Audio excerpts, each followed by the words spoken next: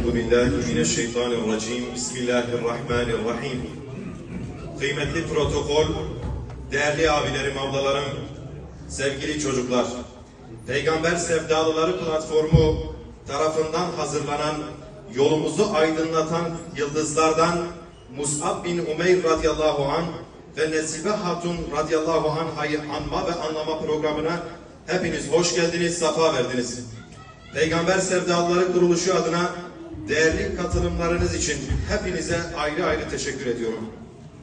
Protokola kıymet, mevanin aziz uzaro kendiler. Muntev bixir hatım bernameye dibir anin u fahm kirnaş zirken riyama ronitkin Mus'ab bin Umeyr radiyallahu anh o Nesibe Hatun radiyallahu anha ya kuş taraf platforma evindar peygamber hatiyet darfısın muntev biser cabar hatın. Ez li ser navê avahiya evîndarê peygamber ji bo beşdarbûna we yek spasiya dikim. Kıymetli misafirler, izninizle programın akışını arz etmek istiyorum. Programımız kelamların en yücesi olan Kur'an-ı Kerim'le başlayacak inşallah. Ardından bir sinevizyon gösterimimiz olacak. Akabinde çocuk ilahi grubundan bir ilahi dinletisi, ardından günün anlam ve önemine dair bir konuşma, daha sonra yine çocuklardan bir ilahi dinletisi ve programımızı duayla bitireceğiz inşallah. Rabbim bu anlamlı geceden istifade etmeyi hepimize nasip etsin inşallah. Onlar gökyüzündeki yıldızlar, onlar gökteki kandiller, onlar fezada parlarlar, yeryüzüne nur, insan hayatına ışık olurlar. Her birinin rengi ayrı, her birinin ışığı farklı. Ayrı hasretlerle parlasalar da hangini kendine kılavuz seçsen aydınlatır yolunu. Cahiliye devrinin köhnemiş karanlığına güneş gibi parlayıp asr-ı saadetin yapı taşları oldular onlar. Kiminin adı Ebu Bekir idi, sadakatiyle parladı. Kardeşlik ve dostluk nedir'i yaşantısıyla öğretti genç dimalara. Onlar gökyüzündeki yıldızlar. Onlar gökteki kandiller.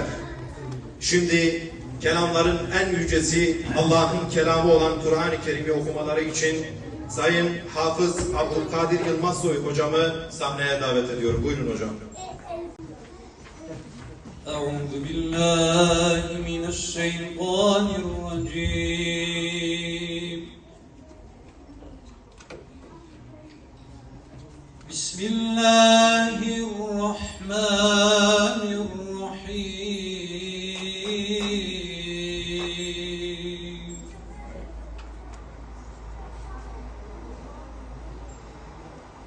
Ma kana alan-nebiyyi min haracin fîmâ feradallahu leh.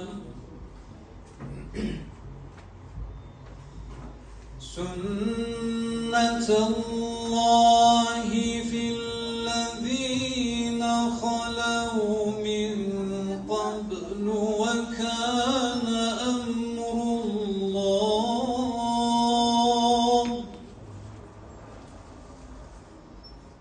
ve kâne emrullahi qadaran maqdûra.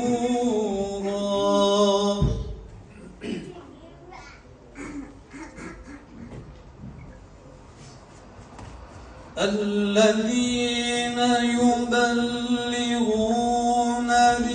رسالات الله ويخشونه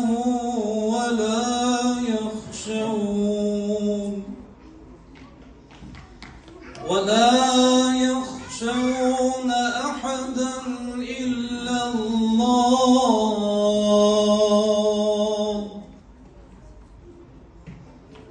وكفى بالله حسيبا.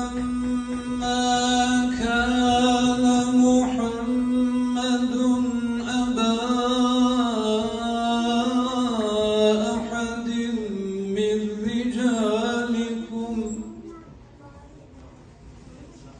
أبا أحد من رجالكم ولكن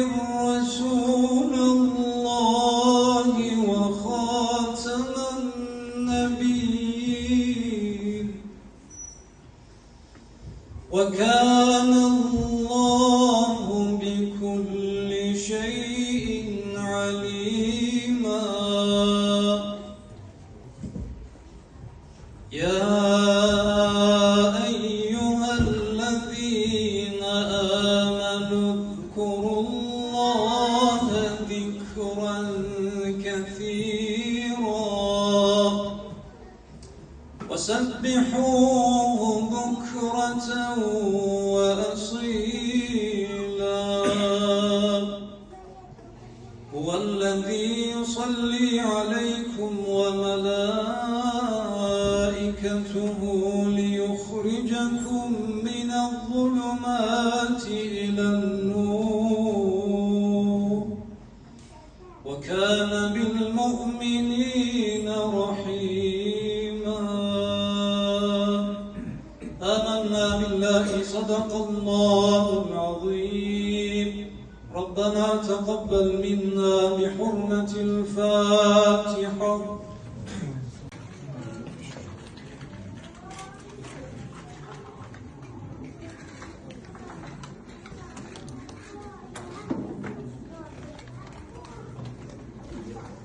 Esselamu Aleyküm ve Rahmetullahi ve Berekatuhu. Hepiniz hoş geldiniz, sefalar getirdiniz.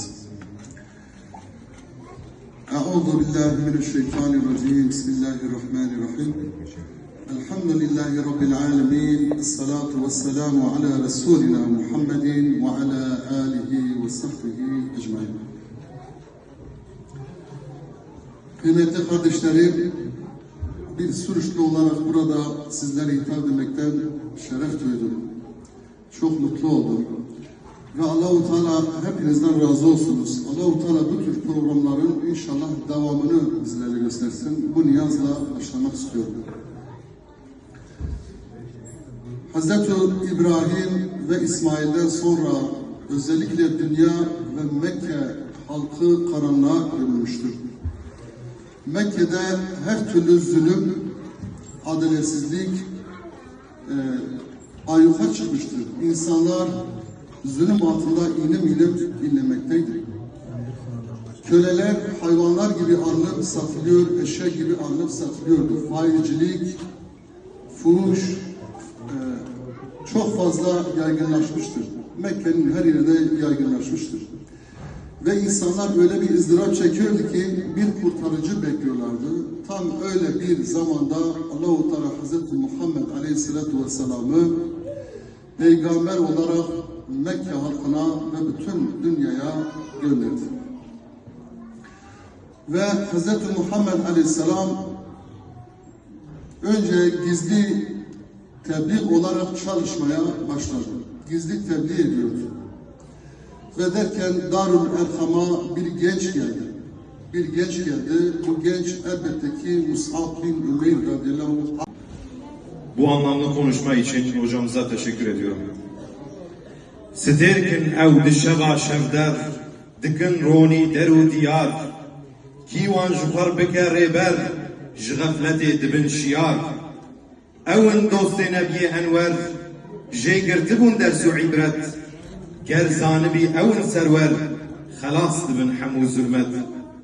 Ebu Bekir, Ali ve Ömer, tinas beke sahabeya, Osman ve Halid ve Cafer, lazım bibi şizaneya. Eve fermana peygamber, ne katıncı sahabin min, şevku alaf dedin her der, siderkin bo ümmeta min.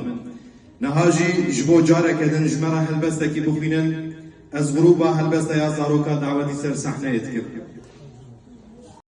Allahu Ekber, serfirazimli her der, li peyri ya peygamber, hizmetkar Muhammed'im, hamiye Kur'an'ım, gevvazi insan.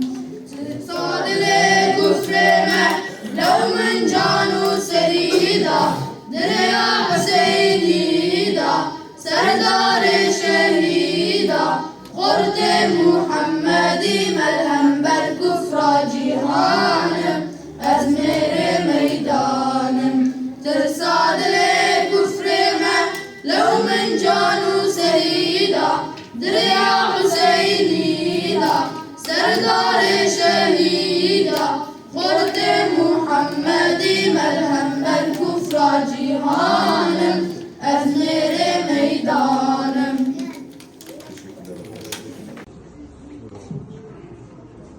بسم الله الرحمن الرحيم Elhamdülillahi Rabbil alemin.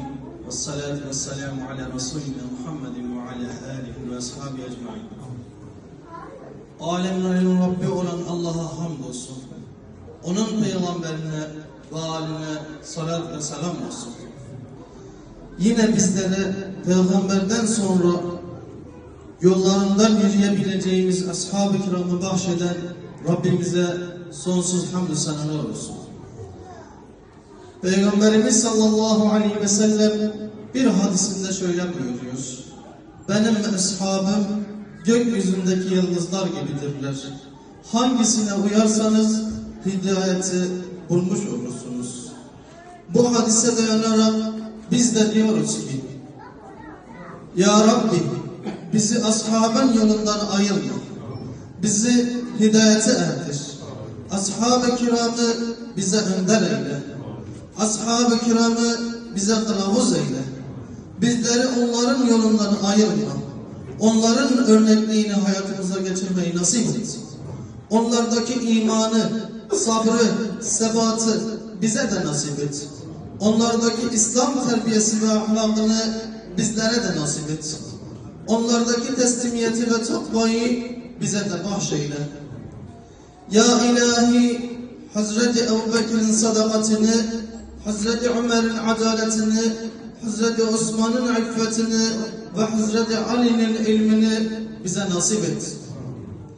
Allah'ım Hazreti Hamza'nın cesaretini, Hazreti Bilal'in sabrını, Hazreti Mus'ab'ın teslimiyetini, Hazreti Zeyd'in kardeşliğini hepimize nasip et.